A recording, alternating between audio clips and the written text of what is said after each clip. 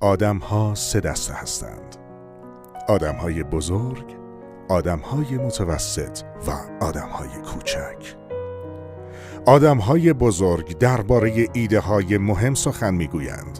آدم‌های متوسط درباره چیزهای غیر مهم سخن می‌گویند. آدم‌های کوچک پشت سر دیگران سخن می‌گویند. آدم‌های بزرگ درد دیگران را دارند. آدم‌های متوسط درد خودشان را دارند. آدم‌های کوچک بی دردند. آدم‌های بزرگ ارزش و عظمت دیگران را می‌بینند. آدم‌های متوسط به عظمت خود فکر می‌کنند و آدم‌های کوچک عظمت خود را در تحقیر دیگران می‌بینند. آدم‌های بزرگ به دنبال کسب حکمت هستند. آدم‌های متوسط به دنبال کسب دانش هستند و آدم‌های کوچک